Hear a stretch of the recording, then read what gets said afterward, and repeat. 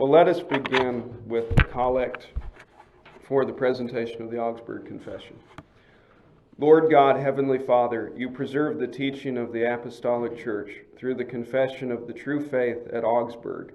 Continue to cast the bright beams of your light upon your church, that we, being instructed by the doctrine of the blessed apostles, may walk in the light of everlasting life.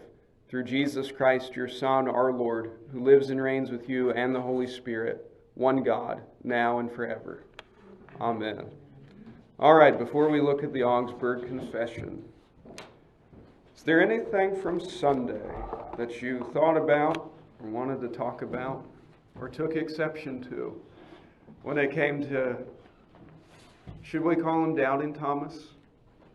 I don't know if we should. I think we should call him Pouting Thomas. But anything about Thomas or doubt? I can't remember if it's at what point you said it, but you said something that really hit me was, did Jesus walk out of the tomb before the stone was gone?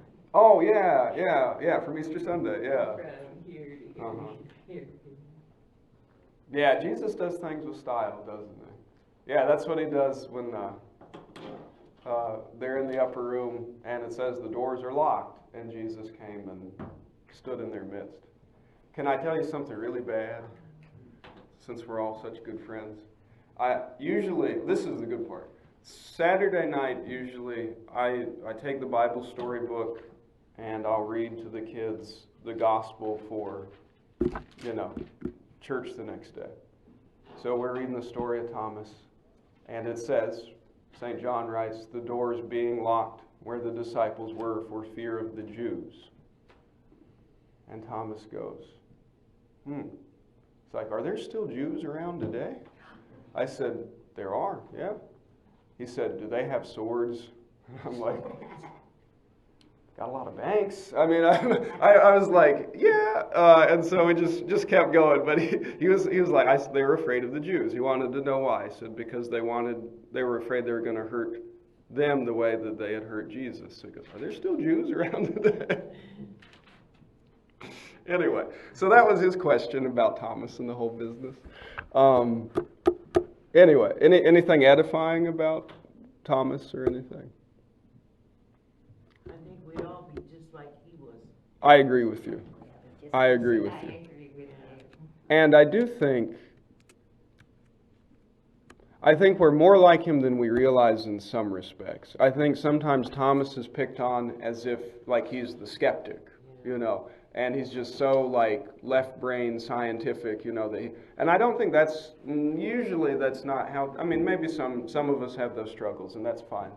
But I think we do pout and we do begrudge Jesus. And it might not be us exactly, but I think what we do a lot of the time when we talk about doubt, we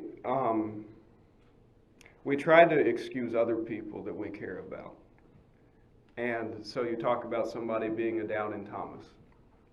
And the things that I usually hear, and it just is what it is. Usually it's when people are talking about their kids, but you could be talking about your brother, your sister, whoever, your neighbor. And usually there are all these different reasons why, for whatever reason, they don't seem to believe or they don't come to church. And the ones that I usually hear the most are, well, whoever, my daughter-in-law, my brother, doesn't have any church background. So they don't know anything about Jesus. They don't know anything about the Bible. They don't understand why I go to church. So the claim is they're ignorant. Okay. Now sometimes you hear people make the opposite claim. And it's, my little angel went to Harvard, right? Or went to some other Ivy League school. And they're just too smart, to be a Christian. They've just got too many intellectual hang-ups to really believe that Jesus is raised from the dead or that virgins give birth to children or something like that. So it's either we're dumb or we're smart or, I don't know, I can think of another one. Yeah, exactly. Which is not the same thing. I'm just being funny. But you can be ignorant and be very not dumb. But see, what all of these things are excuses. And what we kind of get with the story of Thomas is that doubt is not just like this, it's not just uncertainty. We are actually a little culpable in this. Because what Thomas doesn't say, he doesn't say, I'm struggling, I'm on the fence, I want to believe, I need some reassurance. That's what a Christian says. And we're not immune, to having those kind of doubts. Thomas says, I do not believe. Okay, that's a very different thing. You remember when Jesus healed, who was it? Now I got to check. It's in Mark chapter 9. Somebody's child, but I can't remember who. It might have been, was it Jairus?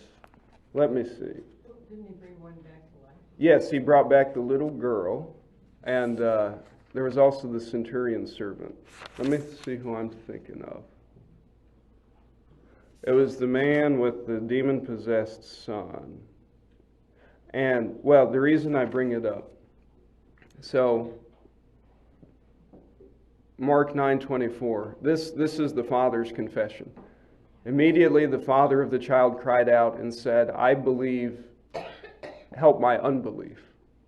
See, that is what a Christian says. So you hear the difference between that. I do believe, like I confess, that Jesus is who he says he is, but I know that my faith is weak, so help my unbelief. That's a very different thing than Thomas saying, I will not believe. I don't believe. So there is like in what it actually means to doubt in a way that's concerning. It's not simply like the subjective, like, well, I just need more evidence, I need more facts, I need more of this. We are by nature turned away from God. And so my point is, the people that we want to make excuses for because we care about them, they don't really have an excuse. There's a sin component to this. And if you know anybody in your life whoever complains about that, they're like, well, my faith is not what it should be. My Christian life is not what it should be. They're making the same mistake that Thomas made, which is Thomas did not go to church, right? He was not in the upper room where he should have been. We don't know why he wasn't there. Answering that question is just another excuse. But he was not there when Jesus appeared, and so then Thomas pouted, and he held it against Jesus, that Jesus did not appear to him. So if you ever have uncertainties in your life, I mean, that's okay because you're coming to the right place, right? We don't come to church to compare our perfect faith, with one another. But it's a different thing than the people that you and I know who act like they're on this heroic quest for truth, and they just can't be bound by churches and organizations because, they're just too true to themselves, to ever be tied down to things like that. And that's where Thomas is a caution to us. Maybe Thomas just wasn't afraid of any old Jews. Do they still exist? Do you know? It could be. Yeah, he was out. He was not afraid. Actually, What was his profession? Was he a fisherman? I'm not sure. I don't know if it says. The other place, though, that we hear about Thomas 3 times in the Gospel of John, so he's kind of a significant minor character. But one of the other times is John 11, when, Lazarus has fallen asleep, is what Jesus says. And they're like, well, I mean, he should just quarantine and sleep, and then he'll get better. And Jesus is like, well, he's dead. So I want to go back. And they're like, Lord, they tried to kill you the last time we were there. We can't go back. But it's Thomas who says, let us go that we might die with him. So he does. I agree with you, John. I think he does have, he's not a putz, and that's kind of how Thomas is portrayed. He's not sinless by any stretch. But then the other place is John 14, when they're in the upper room on Maundy Thursday, and Jesus says, I go to prepare a place for you. I will come again, I'll take you to myself. And it's Thomas who said, show us the way. And he says, I am the way and the truth and the life. And so on. So Thomas is he's a good guy. Maybe I kind of think he was out doing the grocery shopping. Everybody else was scared, He had to go down to the gas station and get the Camel Crushes and everything. And then he comes back, and you could understand why he would pout. That I was doing what I was supposed to do, and Jesus didn't appear to me. So. Okay, so then, why'd you name Thomas Thomas? Because That's not too he's great still my person. favorite apostle. No, I can tell you. Because I do think, where I think we should imitate Thomas is that Thomas does not settle for any old miracle worker. Because this is also where we're hard on Thomas. We're like, well, he saw all this stuff, he saw him raise, blah, blah, blah. And it's like, that's fine, but there are many prophets, that God sent who did miracles. But coming back from the dead yourself by your own power, that would be what sets Jesus apart from all the other ones. So I really, like I said, I don't blame him for wanting to see. Everybody else got to see. Right. I would have liked to have seen. Right. So, but his whole thing is, I want the Jesus who was crucified. And that should be, the heart of every Christian. So that's why. Because I think in some way, depending on how you look at it, I think Thomas he's a model of Christian faith in that sense.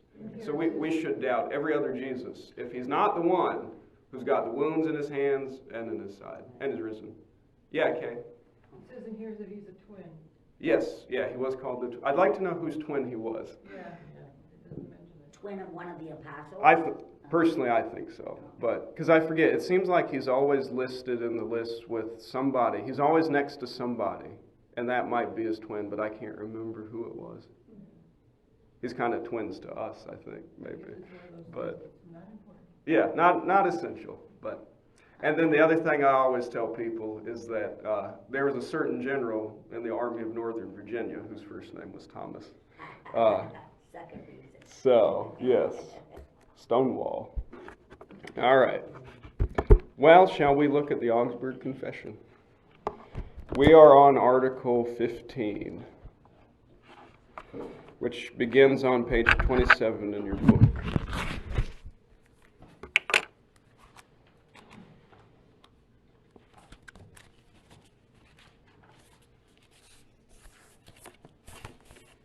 All right. Okay.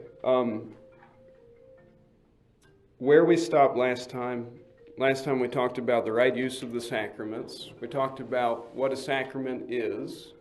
And then we talked about order in the church, what it means for a pastor to have a rightly ordered call. So now we're going to look at Article 15, which is church ceremonies. And ceremony here is it's not only like ritual things that we do in church, but it's other customs and traditions. And what we're going to see is that, like with many things, Lutherans, we walk a fine line, like the man in black. We walk the line. And there's some nuance, okay? Like with a lot of things, there are usually two extremes, and both the extremes are wrong. But we want to be faithful to the Scriptures, and that means that we have to very carefully make sure that we're not condemning something that's not in and of itself bad, and at the same time we're not getting carried away with some of these good traditions and ceremonies and customs that we have. Okay, so let's look at the article, and that will all make more sense in a minute. Would somebody read for us, please? Well, let's just do the whole article. It's not very long. Skipping the editor's note, but where it begins, our churches teach. Our churches teach that ceremonies ought to be observed that may be observed without sin. Also, ceremonies and other practices that are profitable for tranquility and good order in the church, in particular holy days, festivals, and the like, ought to be observed. Yet, the people are taught that consciences are not enough to be burdened as though observing such things as necessary for salvation.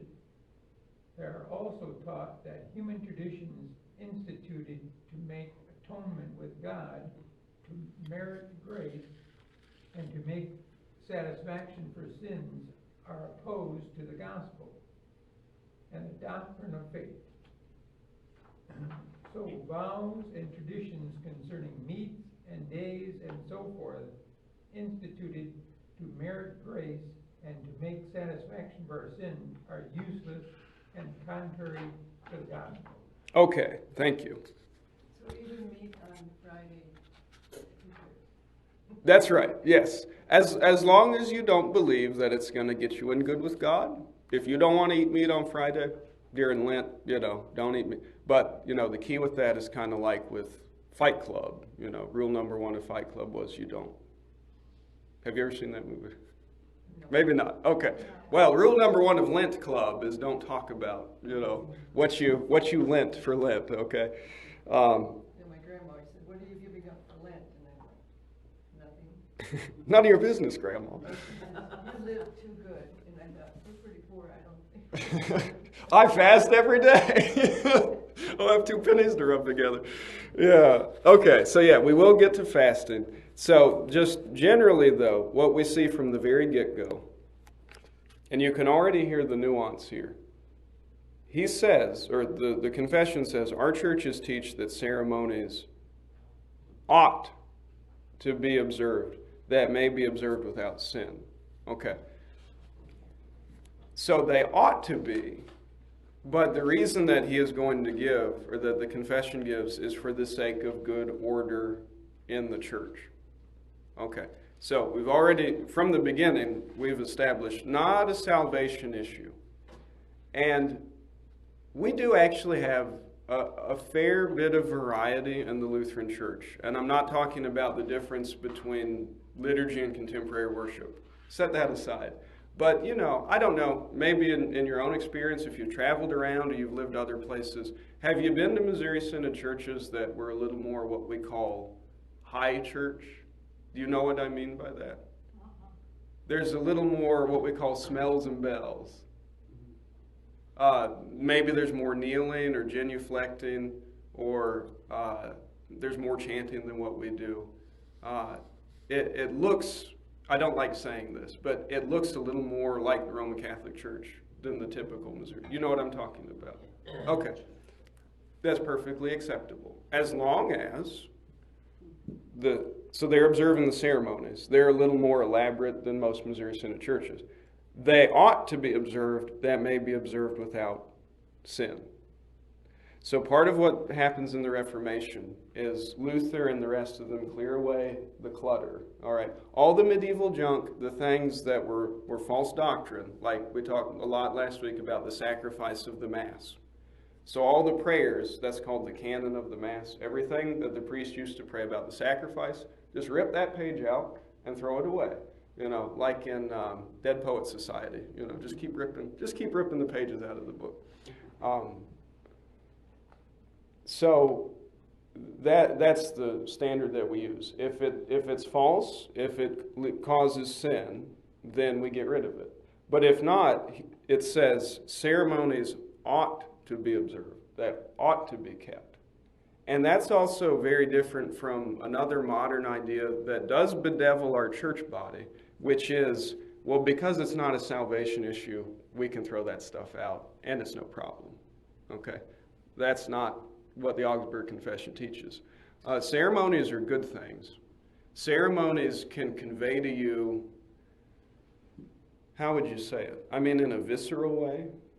The power of like imagery and symbolism and some formality that they can teach, and they can convey these truths that we believe in a way that it doesn't when you just talk about it. And we have plenty of ceremonies in our own lives. I mean, have you ever felt kind of weepy when you hear taps at a funeral? Uh-huh.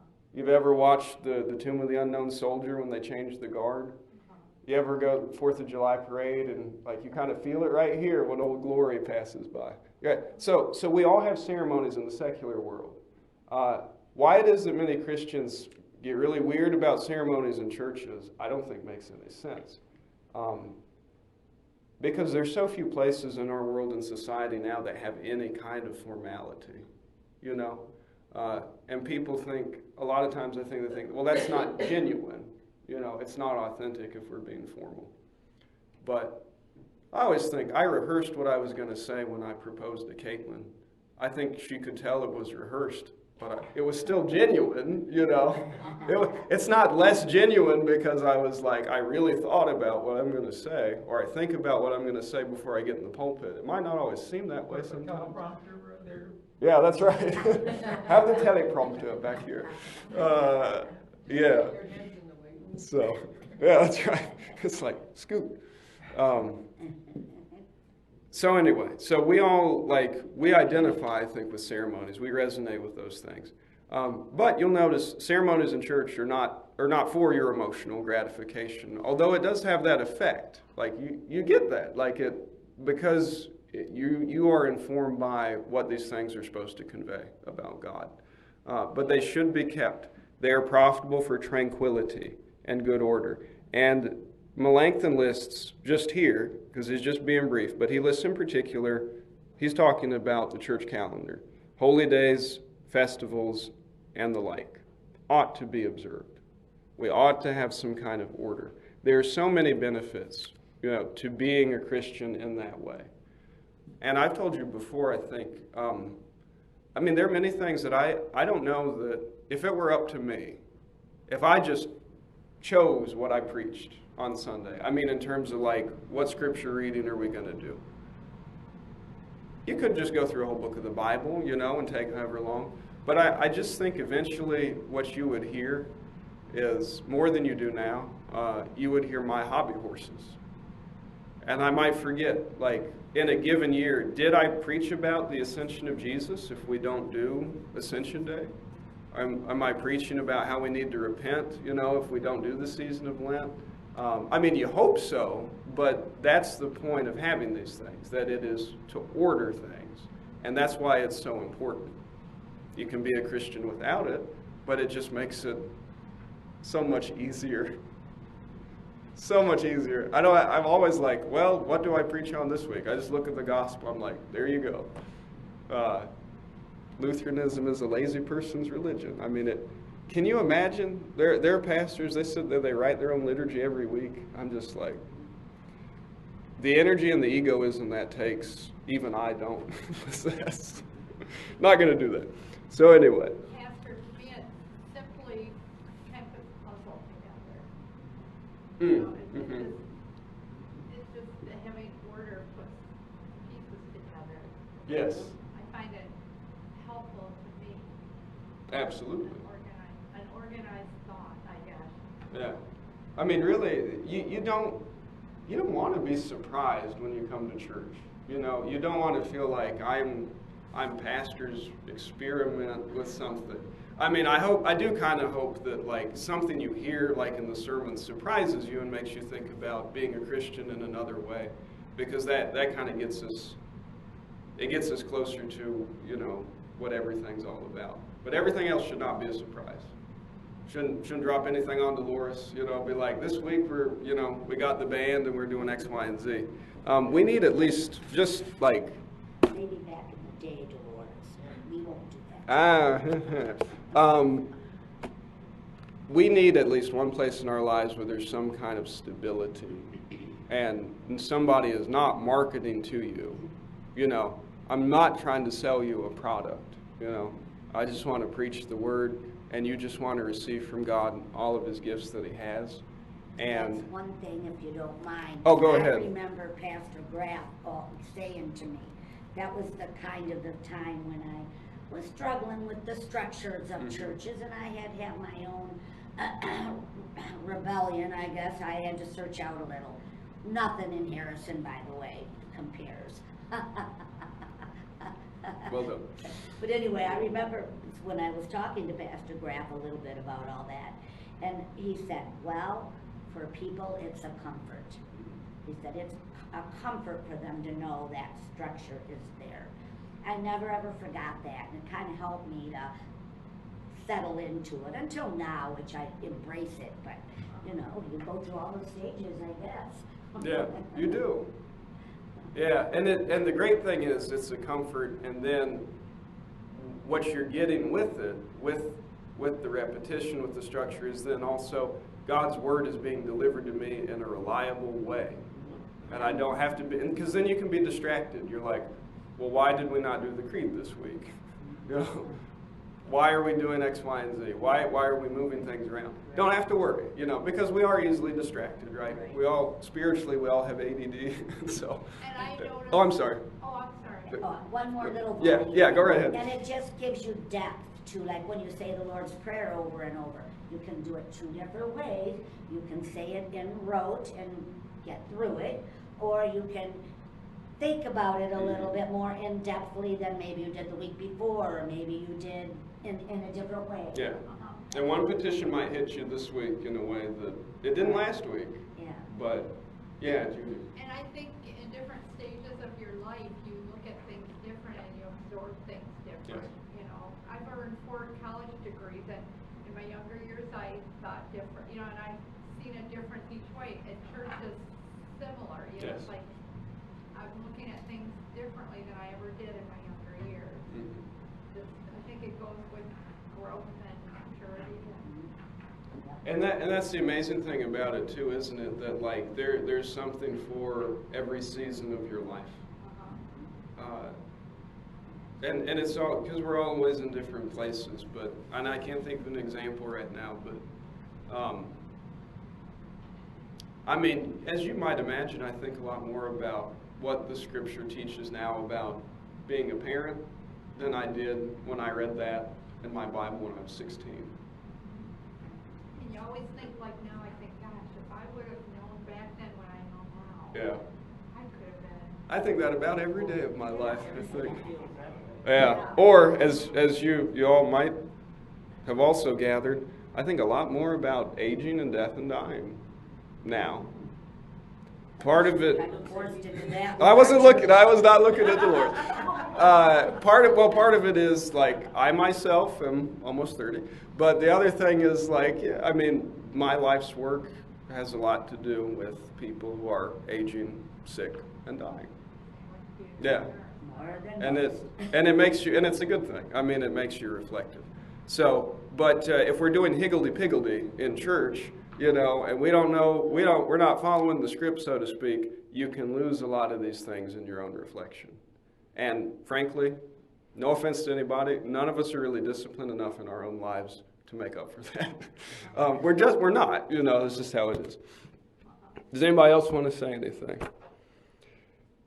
All right, so we ought to keep the ceremonies that we've inherited. All right. Remember, the Augsburg Confession has made it very, very clear, we do not depart from everything that is good in the ancient Catholic Church. That is our tradition, that's our inheritance. All we did was we threw out the bogus stuff that's come about in the last about 500 years, you know, from where the Reformation is. These things are good. Now, so here the distinction though, beginning in line 2, the people are taught that consciences are not to be burdened as though observing such things was necessary for salvation. Okay, so none of those things. Not the church year, well, not the holy days, the festivals, and the like. Things are not necessary for salvation. You should extol them and talk about their benefit and how good they are. But if you're not going to make the sign of the cross, fine. You know, I still think it's a good practice. But if you're not going to do it, it's not going to harm you. You know, it's not going to jeopardize your salvation. That's number one. The number 2, following that, they are also taught that human traditions instituted to make atonement with God, to merit grace, and to make satisfaction for sins are opposed to the gospel and the doctrine of faith. Okay, so if anybody tells you then that there are certain traditions, they don't come to us from God. So we're not talking about baptism, we're not talking about the sacrament. But human traditions, if these things are if they're claiming this is what makes you right with God, he says they claim it makes atonement, merits grace, or makes satisfaction for sin, that is opposed to the gospel. So look at his 2 examples in 4. So vows and traditions concerning meats and days and so forth, instituted to merit grace and to make satisfaction for sins, are useless and contrary to the gospel. All right. So vows. We haven't really talked very much yet. We will later on in the Augsburg Confession. But when he's talking about vows, he is talking about monastic vows. So when men and women take vows to go into the monastery. So the men become monks and the ladies become nuns. They were teaching at that time, and I think we get to this. Which article is that? Is that this article? I don't know. Skip it. Basically, in the medieval times, the Roman Catholic Church taught that there are basically two classes of Christians. There's, the regular folks, the lay people, and we're all doing the very best we can. But you can belong to a special class of Christian. And that would be becoming either a priest or becoming a monk or a nun. So whereas as a lay person, as a poor peasant, you work out in the field all day, you got very little time for praying and doing other good works like that, right? But if you're a monk, you can devote your entire life to prayer. So monks, especially, they were seen as like spiritually just a little higher than everybody else because they were able to give their whole life to contemplation, prayer, and things like that. So they took these vows. They took vows of poverty. You're not going to own anything. You just go live in the monastery. Took vows of celibacy, that you're never going to be married, because in their way of thinking, you are married to Christ. Your whole life is being contemplative. And then you took vows of obedience. And that meant that whichever order of monks or nuns that you belong to, there is a particular rule. Okay, and that was the rule that you lived by, like the rule of St. Benedict or something.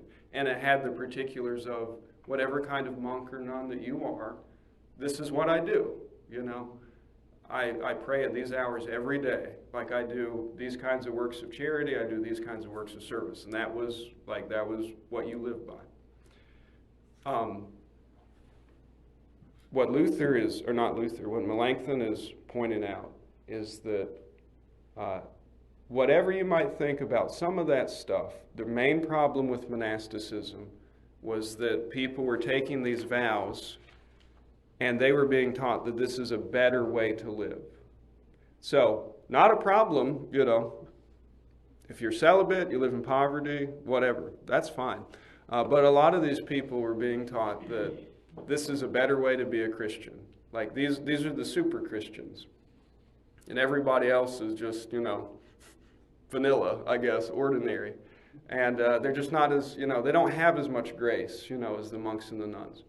So, and that also has a very bad effect of, then you had people going into monasteries who, because they thought that they were earning God's favor, they were also fleeing from doing actual useful things in life. Okay? So, instead of doing something good and God-pleasing like getting married, having a family, working an honest job that serves your neighbor. Instead of doing those things, you had guys, and there are many guys in the monastery who sat around on their duff, and they're like, I have the most important job in the world, I'm praying on behalf of the whole world. And they lived, because they were beggars, they lived off other people's charity, not really doing anything. So, that kind of retreat from these good things that God calls us to do, not a good thing. So we'll get more into that. There's a whole article on monasticism. But the main problem, though, is that they were being taught that this merits a certain kind of grace. And Luther's like, well, that's weird because it's all made up. God did not give us monastic vows. So he mentions vows. So there's that. And then, what's the other one? Distinction concerning meats. Let's see. Yeah, yes, yeah. So that has to do with the fasting. There is also there's a whole article on fasting. Right now we just get the bird's eye view. And again, nothing wrong with fasting. Just don't be like Kay's grandma. Don't ask, okay? That is between you and God. I do think there's a great benefit to fasting. From food, yeah, but you know, we live in such an indulgent culture that most people, including good people, you know, they don't deny themselves any pleasure. And and I'm not talking about sinful stuff. I'm just saying that, well, I mean, we, you know, got donuts and cookies and whatever else. I'm not talking about the health aspect of things. I don't really care about that right now.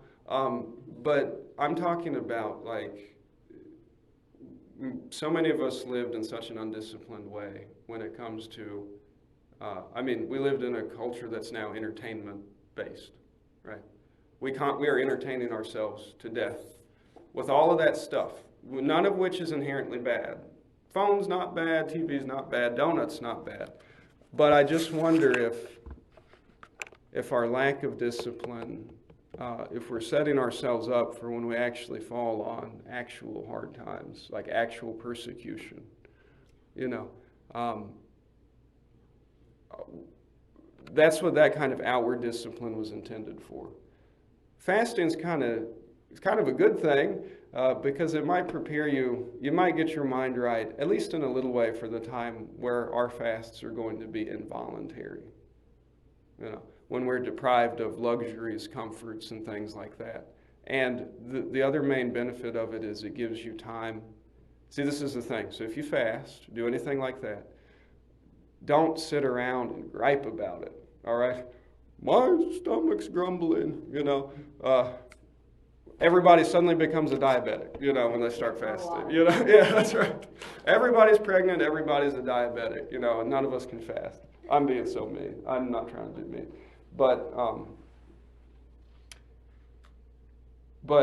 if we put something off, we need to put something on. So the time that you would spend, you know, watching another episode of Young Sheldon or whatever, or MASH, instead of sitting there being like, well, I'm missing tonight's episode, that would be a good opportunity to read your Bible for the day. That would be a good opportunity to pray. You know, sometimes people like to do things like, man, I spent a lot of money on whatever, McDonald's. Well, take the money, go to the food bank, give it to them. Or go work in the soup kitchen, or something like that. You know, we have to like be doing something positive for this really to matter. Because the deprivation doesn't really mean anything. The question is like, what are you putting on? So Lutherans need to hear things like that, because I think most of us, for most of our Lutheran lives, have only heard about how you don't got to do it. See, and that's what has given us this impoverished view of fasting and self-discipline. Because all we've heard is you don't got to do it. And again, that's why a lot of our churches, for those other ceremonial things, are in such a pitiable state when it comes to liturgy and stuff, because they heard for too long, you don't got to do it. You know, so we forgot like all the benefits of traditions and ceremonies. We forgot the benefits of fasting because you don't got to do it. Okay, but the confessions are very clear.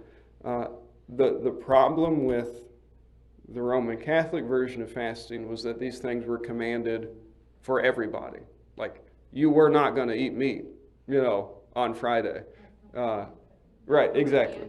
Yeah, and it's a legalism that we've now, so it's no longer between you and God or anything like that, but now it becomes, there's a blanket ordinance for everybody, which is a control thing. Because again, I understand, most people are severely lacking in discipline like that, so unless you make it a law and say you got to do it, how many people are going to do it?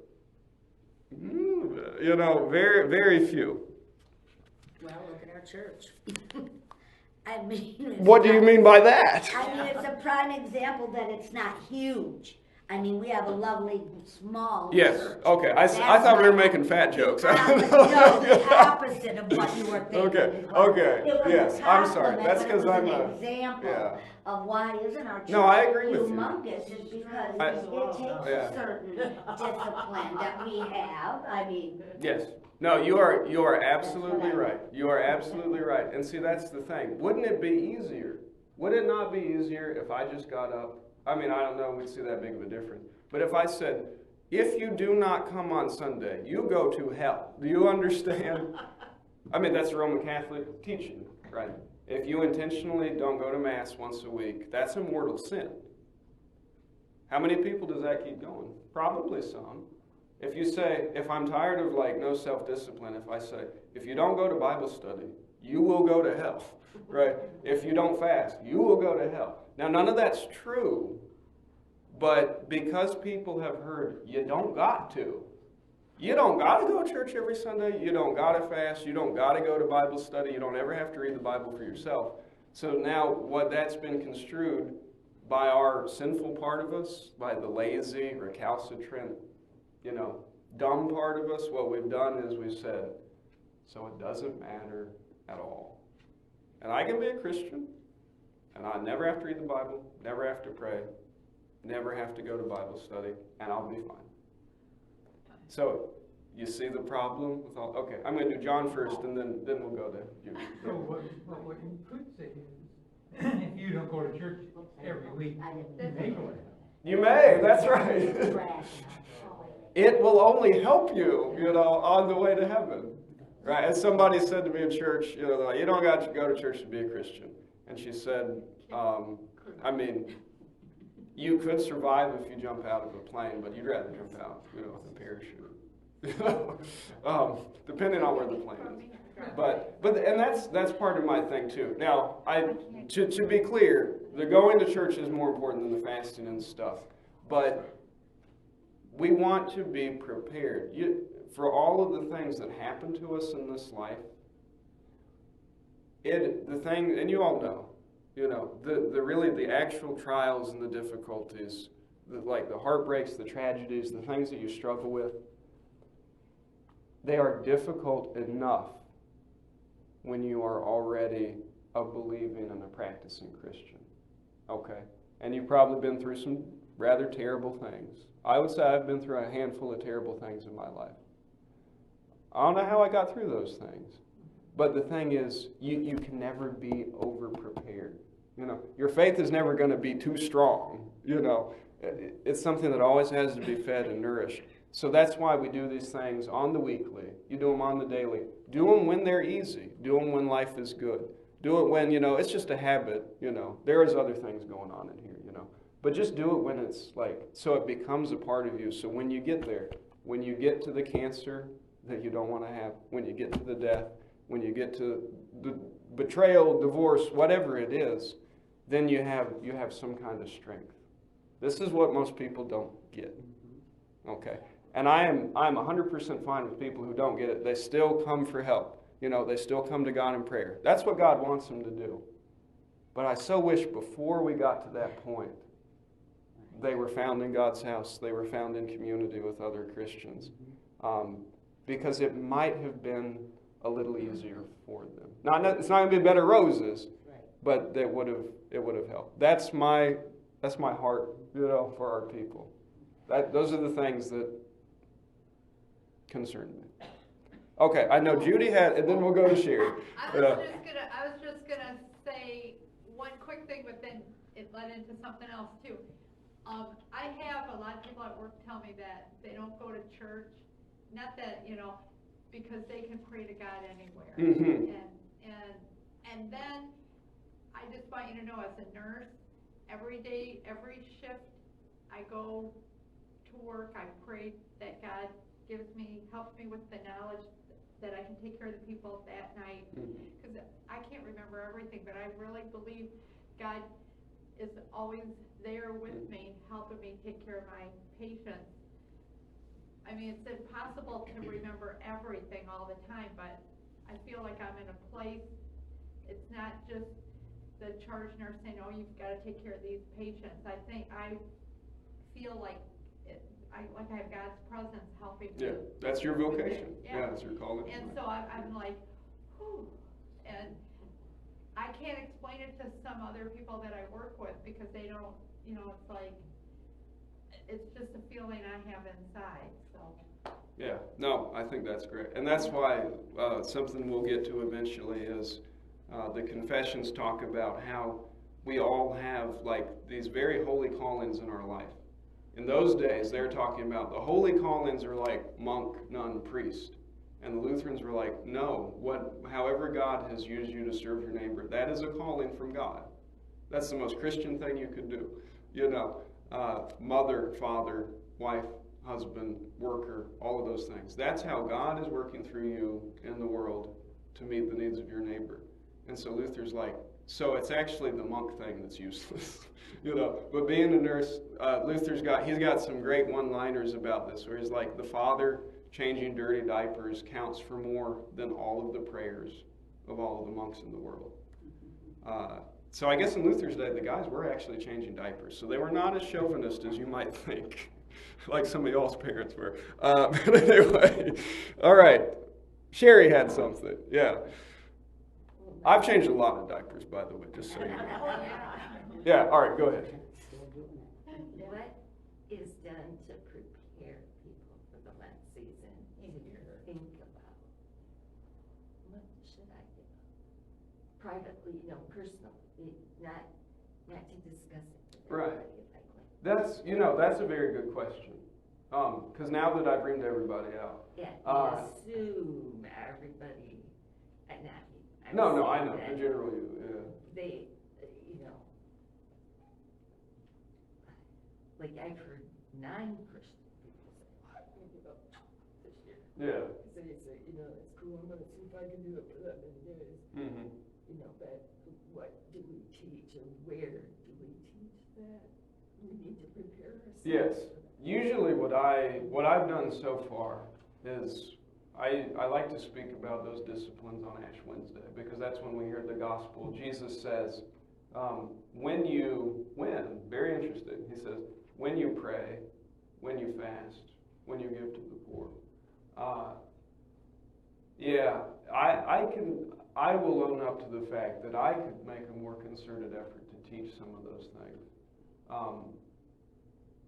which I would want to do. And so this is kind of my other thing too then. There are some disciplines that are more important than others. So what I personally try to harp on is, apart from can we get people to come to church and then pray, read the Bible daily, right? I think that's more important than giving up meat or chocolate or whatever. But I'll think more about that. I've got a little bit of time to think for next year. But you're right, because Lent itself is a preparation. But we even kind of need a preparation for the preparation. It's the explanation Yes. that you gave Yeah. that helps us to prepare for when, Mm-hmm. because we know those times are coming. Yes. Yeah. Could you speak louder, we can't hear you. No, we can't hear a word you're saying. Sorry. She didn't have much of a voice today. My voice is Let me relay. So Sherry said it would be helpful for the church to have some preparation and some explanation for, say, next Lent. So what is actual fasting, purpose of fasting, so that if we have individual people can make those own decisions for themselves, is essentially. So that's a very good point. So I appreciate you saying that. You need a translator, that's what you need. So We just had one. We just had one. yeah. Oh no, I know. Well, and I don't know. Maybe I should ask y'all, because you have years of wisdom beyond mine. For those of you who grew up in the Lutheran Church, did anybody ever teach you about fasting?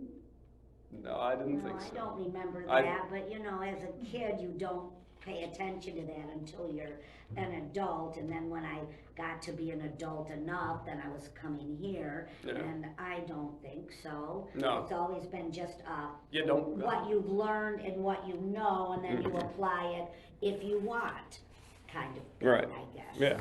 Yeah. Okay, that's kind of what I figured. All respect to our fathers in the faith. Yes, go ahead, Dolores. I have a question. This is not important, but anyway, I notice when people make a sign of the cross, some do it from right and left, others do from left, right. Yes. I don't know. I asked Pastor Sheridan one time, and he says it don't matter. But I always heard that you go from that to your heart, from this to that So you side. go left So to you right. go right to the left.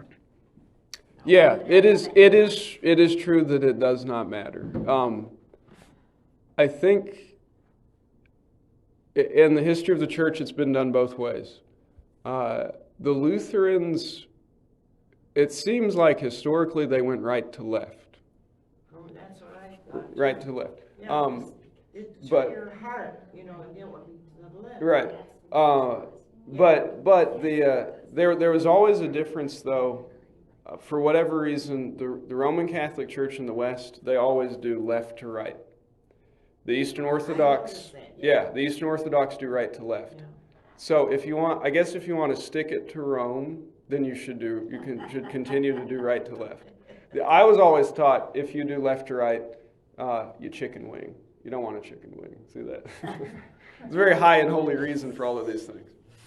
There are many other things I guess I could say. So but I bless left to right. See, I bless left to right so that when you receive the blessing, it's a mirror. So I've heard it said, I'm blowing you the kiss, you take the kiss, right? So you're mirroring the pastor. Does it matter? No, doesn't matter. But I know everybody does it different. That's They why do, it's yeah. confusing. Mhm. I just wonder what the proper way to. it's been done both ways, and the divide used to be in Rome they did it one way, in the East they did it another way. Could it be the Um, east and the west, depending on what side you're? East is Or the you're East, right? left-handed. Yeah. West, west, the east. As far as I know, I mean, and again, it doesn't matter, That's but allowed. I think everybody always did it with the right hand.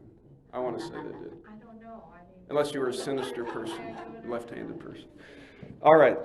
Now you've got me conscientious about it. Well, no, then that's what we don't want. That's what we don't want. Yeah. There's so many things I do not notice in church. Sometimes people will say to me, did you see so-and-so did? I'm like, they did? I had no idea. I gave them communion. I didn't even notice. I'm too focused on what's important to notice dumb things, you know. I have to admit, when little Gloria's looking back with her. Yes. Well, it's like a sunshine, and I cannot not notice her. Of little course, face. of course. And he notices when we notice, but you know what, it's okay. Yeah. It's all good. Sooner or later, we get back to him. That's right. Noticing that, I mean, and I said, you know. I don't think he notices because he's so focused on what Right. he's doing. Not usually. Not You usually. look at everybody. We got all of our life to hear these wonderful things over and over again. So it's okay to, you know. The one thing that does bug me a little bit is if people go like this. They're sitting in the pew and they see something from one of my children. It's one thing to sit there and like look. It's another thing if you're going to do this. There are a lot of people who do that. There are a lot of people who are like, they're straight in the seat. They're like, why is Caitlin standing up? Okay. That we need a little bit of discipline about that. Okay. No offense. I'm just saying that distracts me more than the children. We almost, honestly, when we're back, we almost want to play peekaboo with her. Oh, I know. It's like, nope, we've got to be paying attention to the pastor, not the cutie patootie. Redirect. Yes. Oh, So, What gets me is when I play too many stanzas or not enough, then all the heads turn around and I know that I didn't do something. I think Right. the whole congregation, when little Macrina was singing her little song, she was singing from the hymnal all by herself. oh yeah. Sunday. I think I'm surprised we didn't all go, oh. Yeah. She loves Oh my gosh. singing. All right. Anyway, Well, sorry. nope. It's all good. It's all good. Life is really just a bunch of rabbit trails that get us closer to the truth than we realize. So that's how I justify it. Do you have any other questions about church ceremonies? Okay. I have another question. Yes, ma'am. What does dysphoria mean? I looked it up and I can't find it. Diaspora. That's why that's why. Yeah. If you're talking about the diaspora in the Bible, that's when the Jews were dispersed throughout the ancient world. So after like the Babylonian captivity, they don't all come back to the Holy Land. So they end up in all these different places where eventually, when the apostles are sent out to preach the gospel, that's why you've got Jews because Jews still exist. That's why you've got Jews like, they're in all these Greek places, like they're in Corinth and Ephesus and Crete. It's because they've been dispersed. That's the diaspora. What about this part? If you find it, spell it for me. P-I-S-P-O-R-I. I think that's the word. Man was speaking, Yeah. and I'm thinking, do these guys just make up new words? Well, I think somebody in ancient times made it. But yeah, that's what diaspora is. Yeah, John. She might have been a Just going back, didn't Thomas supposedly end up in India? Yes. Died on the Malabar coast. Yes. Spoke about India. Yes. They have claimed that from the very beginning, and it surprises us sometimes, but there are ancient Christian communities in India, the Far East, many of which have been stamped out. But yeah, they have always insisted. They say, we have the grave of the Apostle Thomas. And I believe them. I think they would know better. Sometimes these Protestant missionaries come over and they're like, we want to share the gospel with you. And we're like, we heard it from St. Thomas, actually. So we're good. We're like, oh, we thought you were all Hindu. And they're like, no. Okay, let's do civil government. Hot topic. All right. Just in the interest of time, I will read.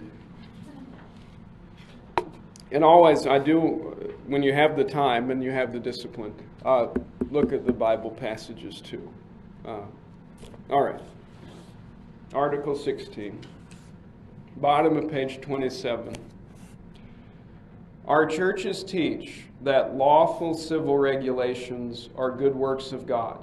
They teach that it is right for Christians to hold political office, to serve as judges, to judge matters by imperial laws and other existing laws, to impose just punishments, to engage in just wars, to serve as soldiers, to make legal contracts, to hold property, to take oaths when required by the magistrates, for a man to marry a wife, or a woman to be given in marriage. So maybe we should stop right there. When we're talking about civil government, see, that's a very broad umbrella that we've got right here. So he's not just talking about the state, okay? He is talking about the state. But basically, every temporal, this worldly matter is what he's talking about. So it is all right. It says it's a good work of God for Christians to serve in what we call the secular or the political realm.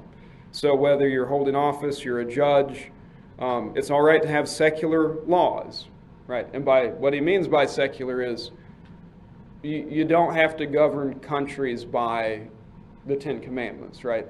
Like the Ten Commandments don't speak to, which side of the road do you drive on? Okay, that's a secular law. It's okay to have secular laws. And then these other things. There are just punishments that the government may carry out against the evildoer. There's such a thing as just wars. A Christian may serve as a soldier. You can make legal contracts, hold property, take oaths when you're required to, tell the truth, the whole truth, nothing but the truth. You do all of those things. And he also includes under all these political orders, marriage. And we talked about that a little bit last week. Marriage is a divine institution, but it's this worldly institution. And marriage for us is regulated by the government. So marriage is a civil thing, right? That doesn't mean it's non-religious. It just means that any man and woman can get married, and that's good. All right, that's part of the civil political order. That is only for this world. Okay. These are all good things for Christians to do. Perhaps it surprises you that somebody would think otherwise, right? Because that's why he's addressing it. So before we go on, Sherry, did you have something you wanted? That's where we run into a problem as a Christian, because if you are a Christian judge nowadays, and you're asked to marry gays, and you Yes. say, no, Yeah. I don't believe in that, Mhm. then you have. Yeah. So what Sherry said is now we've run into problems with Christians being involved in the political order in our country. And the example that she used was, you've probably heard about like the like the clerk of court or whoever who said, I cannot sign gay marriage licenses. Can't do it. So, you know, there's two schools of thought on that then. It's like, but you have to discharge your duties. On the other hand, she has a Christian conscience. And I'm thinking of that lady, where was she? Was she in Kentucky? Do you remember? Can't remember her name.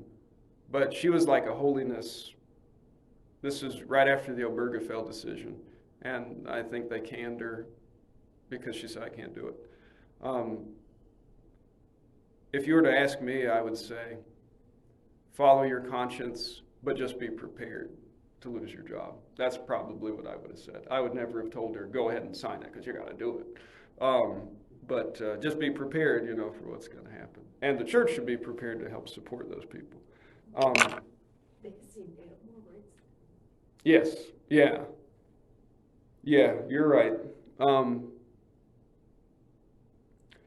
So, and that's why this is a good article for us, because I know that we all get sick of everything in our country being politicized and polarized and things like that. And there are some Christians who have a kind of defeatist, kind of withdrawal mentality.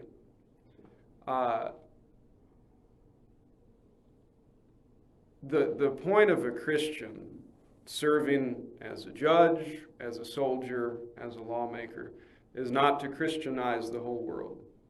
Can't do it, okay? I'm a pastor, and it's not my job to Christianize people. That's the work of the Holy Spirit through the gospel of Jesus. However, we are called to love our neighbor. And I know it's horribly offensive, and we have the stench of death about us because we know exactly how our neighbor is to be loved according to what God says. I really think Christians need to be doctors, lawyers, judges, soldiers, all of these things. It does make a difference. It does not lead to somebody being eternally saved, and it's not going to stem the tide. Well, it might stem the tide a little bit. It's not going to stop what will eventually happen. You know, it's not going to usher in some kind of golden age, you know, before Jesus comes back. But we've got things we need to do. And if you're skeptical, if you're jaded, as I have been for a long time, the only thing I got to say is Roe versus Wade was overturned. And I heard all of my life that will never happen, never happen, never happen, never happen. And I believe that the Holy Scripture says you give credit where credit is due. And somebody, I can't remember his name, appointed Roman Catholic justices to the Supreme Court that did exactly that. And they said, that'll never happen, never happen, never happen. And it did happen. So you can, actually, there are some things that can get better. Stop me before I say anything else. But very good examples of why we reversed it. Exactly. I had 65 treatments of Botox, and my physician was done.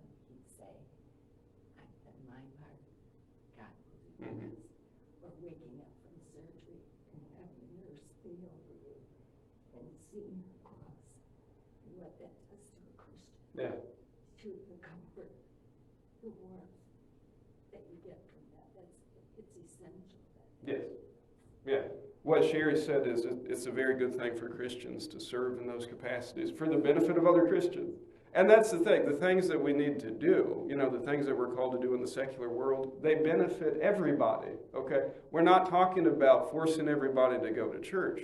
But, you know, if you really do love your neighbor, then the ideal person to serve you in the hospital, at the store, whatever, is a Christian, right? Just like Judy said. Exactly, yeah. Yep, exactly. So, all right. Well, in nursing school, way back when I went, they clearly said we're not supposed to talk about religion or Christianity or anything while we're working as a nurse. Mm-hmm. But I'm a rule breaker, and if Me I too. feel like I wanna pray for my patient, I do. And I'll even tell them, I'm gonna say prayers for you. And they said, oh, thank you. You know, I have no qualm about doing Yeah, that. well, good for you. And Same with teaching. I've never been I've been a nurse I a didn't long care if time, I I've said- never been well. in trouble for doing that. Well, We had a little prayer From group my of teachers office. right before church school in my room, and we did that, for a few years, and, I prayed when I ate lunch, and, if I had any opportunity to teach something, I would. Of course, I couldn't as much as I wanted to it, unless I could go to like St. Cecilia or something, I loved that year I taught there, but at any rate, yeah, so, you live as a Christian the way you can. You fit it in as best you can. It helps the masses, and hopefully that's the way you live your life. yeah. At our house, we say a prayer before meals, dinner, and if my daughter and granddaughter are over, even if we're having pizza or something, goes, Grandma, do we have to say a prayer before we eat? I said, yes, please. So we do. That's right. And she goes, I say, we're saying our prayer before we eat, thank you. And, there's no yes, no, yes. Mm-hmm. That's right. It's like, That's good. that's what we do. Yeah. And I find I say the same prayer my parents said. Which one is that? I don't know. Well, I mean, I know it, Say- but I don't know. Give us a few lines. Or I'd say, okay, I think about it. Okay. Because I just said, dear No God, pressure. thank you for the dinner in front of us, may it make us healthy and strong. Please watch over, and I name our family and friends, neighbors, may it make us healthy and strong.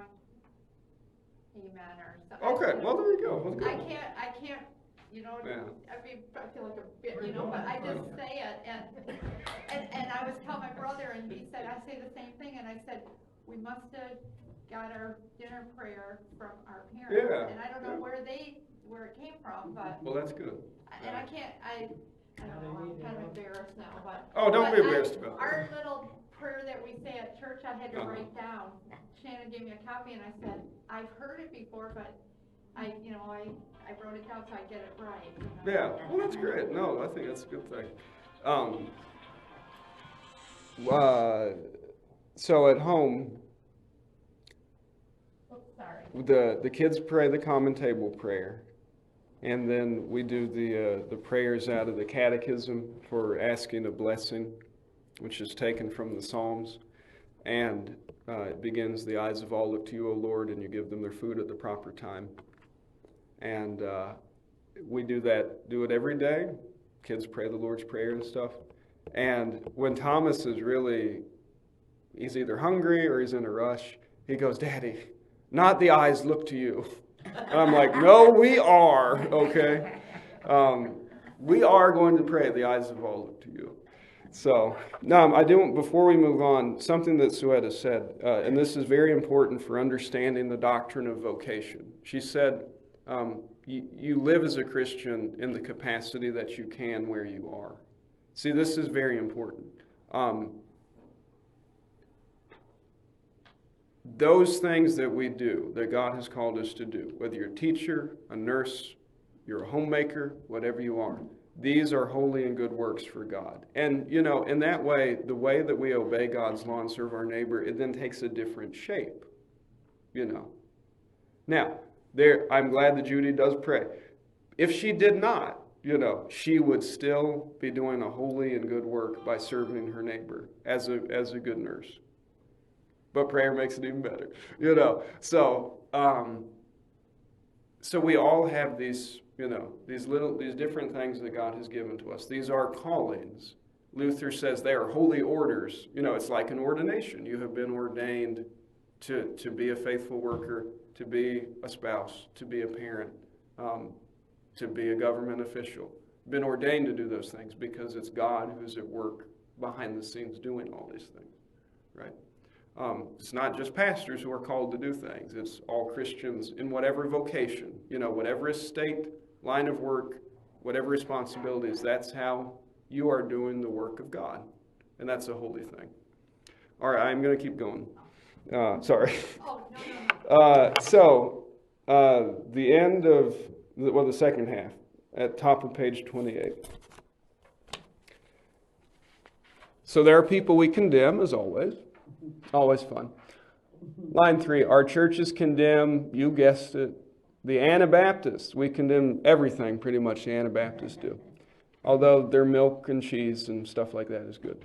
Our churches condemn the Anabaptists who forbid these political offices to Christians. All right, again, now, and I'm not being mean, think about the Amish. That's why they live the way they live. They think it is wrong for a Christian to be in government and all these other things. We condemn the Anabaptists who forbid these political offices to Christians. Okay, that's why they're anarchists. They think a better way to live is to not have secular government, secular laws, and things like that. They're still lovely people, but that's why they do those things. They also condemn, remember when we don't name who we're condemning, we are condemning the Roman Catholic Church. They also condemn those who do not locate evangelical perfection in the fear of God and in faith, but place it in forsaking political offices. For the gospel teaches an eternal righteousness of the heart. All right, Romans 10:10, that's where it says, with the heart one believes and is justified. With the mouth one confesses and is saved. It's a matter of the heart. At the same time, it does not require the destruction of the civil state or the family. The gospel very much requires that they be preserved as God's ordinances and that love be practiced in such ordinances. Therefore, it is necessary for Christians to be obedient to their rulers and laws. The only exception is when they are commanded to sin. Then they ought to obey God rather than men. All right, there are many, many things right here.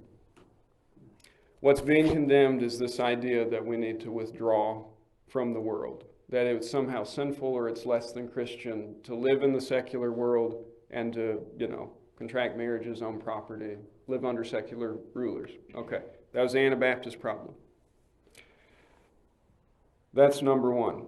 Number two, we condemn the Roman Catholic Church for, it says, not locating evangelical perfection in the fear of God and in faith, but place it in forsaking political offices.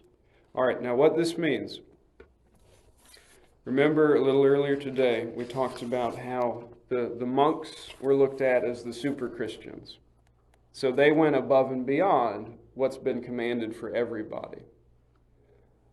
In the church at that time, when they would read like the Sermon on the Mount, they taught that these are what are called the evangelical counsels. And evangelical here just means of the gospel. So that higher life that you can aspire to, not every Christian does, but that higher life that's in the Sermon on the Mount, those are for people who can make those commitments, right? They can give themselves to prayer and to being a monk or a nun. So they were saying that the evangelical counsels are, you forsake every worldly thing that you can, right? You don't own property, you never get married, you own no stuff, so that you can pursue this higher way of life by, being a monk in a monastery. Okay. So basically, there are some things that Jesus is like, the commandments are for everybody, but the extra special commandments are only for those, who are, they're super Christian enough to pursue these things. And hopefully they pray for the rest of us, poor buggers who can't do that stuff. Right? So hopefully they do pray. I don't know. So that's what evangelical perfection is. So Melanchthon makes the point then. He says that is locating righteousness in something outward that you do, which we've already been over. Nothing you do makes you righteous. It is the gift of God. It's received by faith in Christ. So doing stuff, right? Doesn't matter what kind of stuff. Being a monk, praying the rosary, buying the indulgence. That's outward stuff that cannot justify you. So, but that's their problem. They are locating righteousness in, I can walk away from the world. I can just get the stain of the world off me, and everything in my life is just religious, right? As if as if you can't be a person living in the world and be a religious person. Maybe it's harder, but that's not really the point. You're a sinner either way. You can hide in a monastery, the devil will still find you. And that might lead us down a trail I don't want to go right now. Can I tell you this? Some of the things that they've been talking about, the abuse and these things in the Roman Catholic Church, were going on in Martin Luther's day because he mentions them. Okay? And monasteries were havens for men who knew that if they were living a celibate life, nobody would ask them a lot of questions. And that's not slander or anything, but Luther says there are things that go on in monasteries that are too wicked even to be named. And he would know because he was a monk. So you don't ever want to force people to do things like be celibate if you don't have the gift. It does not end well, okay? Because that's against nature. But we'll talk more about, we'll talk about priestly celibacy, not this week, but maybe next. Anyway.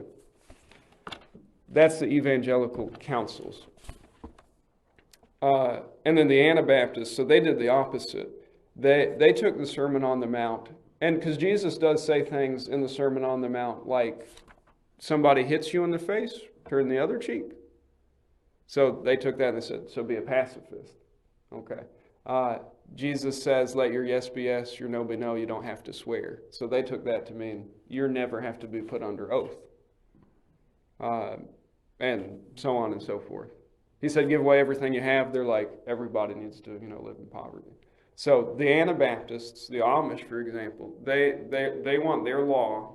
They don't want constitution. They don't want, the laws of the emperor. Their law is Sermon on the Mount. So both of these groups misunderstand. That the Amish or the Anabaptists, they're like, this is the only law for everybody. The Roman Catholics were like, Sermon on the Mount is special laws, for special people. Luther's like, both are wrong. It's a problem of righteousness. If you really think, that by doing something or by not having electricity, riding a horse and buggy is going to keep you from the stain of sin in the world, you're locating righteousness in the wrong place because righteousness is in Christ, and that's what he gives to us. Do you have any questions or comments about that? Okay. Now, you see what it says, though, like halfway through line 5. At the same time, the gospel does not require the destruction of the civil state or the family. The gospel very much requires that they be preserved as God's ordinances and that love be practiced in such ordinances. All right. And this is another reason that we always say that the Lutheran Reformation is a conservative Reformation. It is not a radical Reformation. We don't overturn the state. We don't overturn the family. We don't overturn government or anything like that because these are God's ordinances. This is how God takes care of your body and life. How he takes care of your temporal life is through these estates. There are 3 estates that God has established. He has established the church, the government, and the family. It's through these 3 things that all of your needs are met and cared for. So no, we don't overturn them. St. Paul talks about how there's no difference between all those groups, no difference between Jew or Greek or slave or free or male or female. You're all one in Christ. And his whole point is that we are all one in Christ. But it does not efface those differences in the world, right? If it did, then we would agree, that you can change your gender or whatever, because we're all one in Christ. There's no male or female, right? But he's talking about righteousness before God. And the temporal, this worldly order, these distinctions always matter. There has to be a distinction between employer and employee, right? There has to be a distinction between government leader and citizen that does not hold that office. There's a distinction between slave and free. There's a distinction between male and female. And his whole point is the gospel does not disrupt that apple cart because we need those things. Even if they're not perfect, we need civil order because this is how God maintains order in the world. Being a Christian in the gospel does not give you license to be like, yeah, I want to be a monk, so I divorce my wife and go into the monastery. It does not overturn the estate of marriage. Or so on, whatever example you want to use. Go ahead, John. I was going to say, I think it's Paul that says you know, we're made of many things, you know, wouldn't be any good for us, for a person to be just the eyeball. You know? That's right, yes. Variety is the spice of life. Yeah, you know, you gotta Yeah. have certain parts to do certain Yes. things. And, you know, and if you're a liver, you can't identify as an eyeball. You cannot. No. No, you cannot. Yeah, we all have different gifts. We all have different offices. We have different places, and we should be happy about that. You know, instead of begrudging other people. Shall the hand say to the eye, because I cannot see, I'm useless. You know. Yeah. Nope. You're The right. problem is we don't have enough Christians in our government. Yes. Well, and that goes back to what we. Yes. We need a few more. Which part of the body is that? Would that be the hand? Do we need more hands? Okay, lower. Although We certainly don't need enough mouth. Saint Paul says that it is the more dishonorable parts of our body that are treated with better, you know, more care. So I'm like, everybody does have to be the part that you have in mind. So don't be too hard on them if that's what you think they are. I saw that on a bumper sticker. Shouldn't tell you, but I loved it. It said, "Jesus loves you. Everybody else thinks you're a jerk." And I'm like, I want it so bad, but you know I can't do that. I do have a T-shirt. I'm not going to tell you about it on the recorder, but I'll tell you what it says if you want to hear. I would only wear it to like mow the lawn. You would not see me around town. I do own shirts without collars, but okay. Do you wear a collar when you're mowing the lawn? I do when I sleep. I have slept in it before. Yeah. By accident or on purpose? Just passed out exhaustion. Yeah, I do own other clothes, I promise. I always take it off when I go home because of vocation. When I go home, Your dad. I am daddy and husband. And when I spank him, I don't want him to see the, you know. Yeah, the pastor just spanked. No, I take it off because I've got another vocation at home. But we do talk about things of God at home. But, all right. Just because, I know we got 5 minutes. I do have to say this first. Never mind. See, I have no discipline. When I talk to you about discipline, this is why. I'm preaching to myself. It is necessary for Christians, line 6, to be obedient to their rulers and laws. The only exception is when they're commanded to sin. Then they ought to obey God rather than men. Okay. We actually heard that. That was the first reading for this last Sunday. Acts chapter 5 is when the apostles get the tar beat out of them by the Jews, who do still exist, by the Sanhedrin. And because they call them in, they're like, guys, come here. We already told you, you don't preach in the name of Jesus. So stop doing that. And Peter and the apostles say it is better to obey God than men. They're like, all right. So they beat the crap out of them, and then they send them out. And it says that they rejoiced that they were counted worthy to suffer for the name. Because we're Americans, we love, revolting against authority. But see, this was a very big deal for them. Not only because they were risking, loss of life and limb, but these were their religious leaders. All right, they're talking about the high priest, who in one sense is kind of ordained by God. The high priest and all these people saying, you can't do this anymore. They know that Jesus is higher than the high priest. But this is the exception that is given. We are not obligated to obey. In fact, we're obligated to disobey when, if any authority, government, church, mother, or father commands us to do something that is sin. There are many other examples in the Bible. Some of the best stories. Shadrach, Meshach, and Abednego, right? The mandate that came down from Nebuchadnezzar was you got to bow down and worship. And they said, we don't have any need to answer you in this matter. And God might not save us from the fire, but he could, So there's that one. The Hebrew midwives, when Pharaoh, he wants to do a little bit of, eugenics, Planned Parenthood stuff. And he's, he's like, there are going to be too many Hebrews. So he gets the midwives together. He said, if an Israelite woman has a son, kill him as soon as he comes out. Just crush his head as soon as he pops out. They ignore him completely. And so then calls him back in. And these are The ladies, mind you. Ladies are always very brave in the Bible. They come to Pharaoh, and he's like, why did you not do what I said? And they go, well, doggone it. See, unlike Egyptian women, Hebrew women are very hardy. But by the time I get there, they're already born. I couldn't kill them. I mean, it's already out of the womb, so sorry. Sorry about that, too. So I want to tell you one other thing about this. So why are we allowed to disobey? It does not say we're allowed to take up arms and kill people. We can make an argument about that if you want to. We're just talking about general principle of the Bible. The bottom line for this is, well, you're not supposed to sin.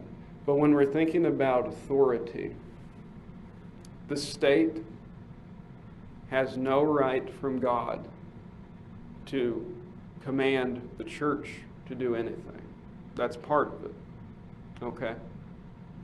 I'm not going to get back on my hobby horse, but I'm just going to say the state has no right. They have no right to stop or hinder the proclamation of the gospel or the administration of the sacrament. I don't care what's going around. They have no right to do that. God did not give them that right to do it.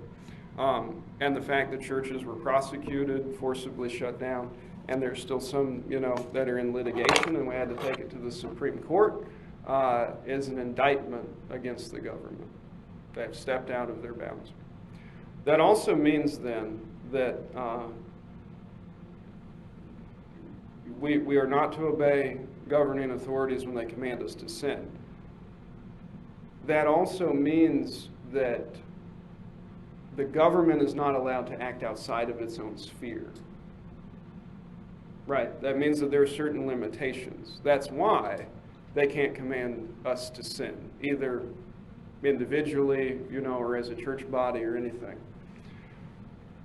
So actually the government can't tell you. They can't say, I'm the government, so you got to go stand on your head in a lily pond. And you're like, well, it's a sin to disobey because it's not a sin to stand on my head in a lily pond. That's kind of like an over-literal reading of what it says. They're not allowed to act outside of their sphere of authority, right? Because God is the one who rules in all of these estates. He rules in the church, He rules in the government, He rules in the family. So I'm not allowed to be anybody's father but my own children. It doesn't matter if I know best, right? I cannot act outside my sphere of authority. The church is not allowed to, like the Pope used to do. Some kind of trade deal was not going to go down. The Pope would go to, the monarch of Spain or whatever, and he would say, I'm going to put your country under interdict unless you agree with this deal. That means he would have unilaterally excommunicated the whole country. But see, that's outside the sphere of the authority of the church. The church forgives sins. That's what the church does. So it's the same with the state. And we make so many totalizing claims about the state. As if, the way that we live is as if the state rules over everything. And the fact of the matter is they're not allowed to boss the church around. Ever. Because they can't interfere with the proclamation of the gospel. Do you have anything you want to say about that? Okay. Where's that going to be taught? On the chopping block, I think. For teachers. Oh, for teachers. Teaching their students.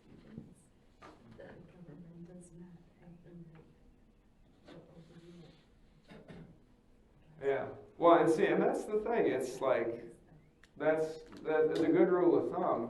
Suetta got under the radar in her teaching career. But that's kind of how we have to have a bracing view of like, we do need to dispense with the notion that we're ever going to be defended by the government. Those days, I'm afraid, are past unless we have like a Constantine, kind of miracle happen. But we do need to then be prepared, like the apostles, to take our lumps when it comes to it. Where they're not waiting, they're like, oh, well, we could litigate it. That's good. Stem the tide if you can. But we're not waiting for that. I know I'm going to be beaten, so just, go ahead and smile when you say those things to me, type of thing. So that's what we need to do, because that was what disturbed the Romans and all their overlords. They're like, how can these people, how can they be so confident? How can they be so defiant? In a loving kind of way, you know. That's one of the greatest witnesses that we can give. And in a lot of ways, it's more important than political clout. All right, I know I've kept you over again. I'm sorry. Did want to remind you that the funeral for Amy Breeze is Friday. There's visitation at 9:30, and then the funeral's at 11. And then other than that, oh no, I need to tell you. There's no Bible study next Wednesday because I am going to take a little time and go on a conference. Get to write that off as a business expense. But I am going to a conference, so I'm going to be out of town. I'm going to leave after church on Sunday, and I'll be back sometime Wednesday. I'm trying to make it back for spaghetti, you know, because spaghetti fundraiser, you know. And the anniversary committee does need the money. So no Bible study next Wednesday. Tell all of your undisciplined friends next week is not the time to take on the discipline, okay? Stay home.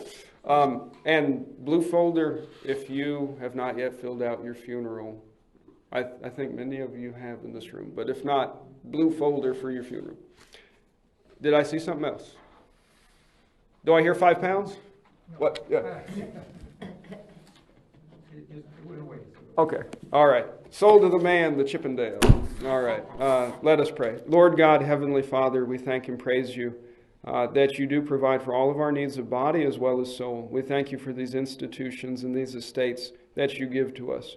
Your holy Christian church, the worldly government, and the family. We pray that we would rightly receive these things in thanksgiving, be obedient to those authorities that you place over us for our care, and that we would always, regardless of trial and tribulation and consequence, maintain our confession of faith in Christ.